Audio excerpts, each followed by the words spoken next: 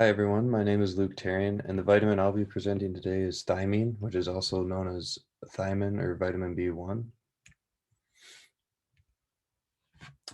Thiamine is a water-soluble vitamin, along with all the other B vitamins and vitamin C.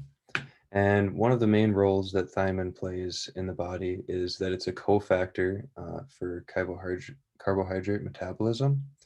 And as you can see in this diagram, thymine is converted into a few different coenzymes, which play roles in the metabolism of carbohydrates to make ATP.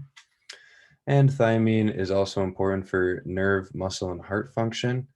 And there are some studies which show that thiamine may strengthen the immune system as well. So now into how much thiamine people should be getting. The AI for thiamine for adults ages 19 to 50 is zero point 0.9 to 1 milligrams per day, and the RDA for men is 1.2 milligrams, and for women is 1.1.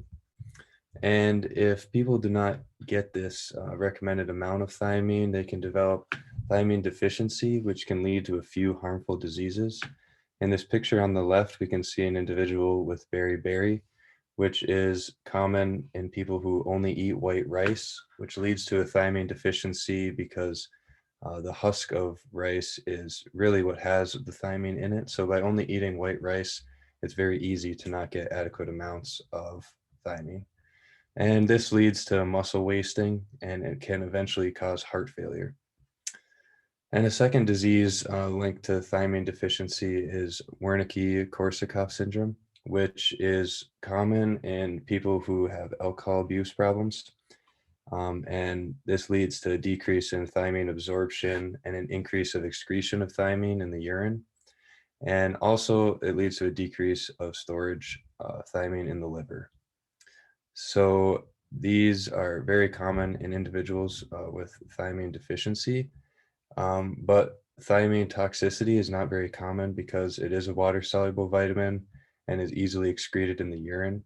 So it's very hard to develop high storages of thiamine in your tissues, which lead to toxicity.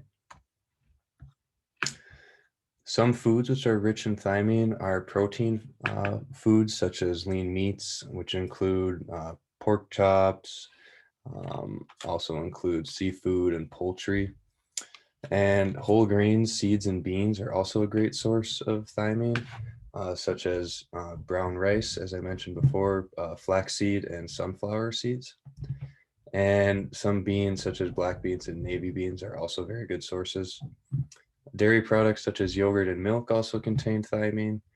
And recently, it's been added to breads and cereals to make fortified breads and cereals, which have adequate amounts of thiamine. So that concludes my presentation on thiamine. Thank you very much for watching.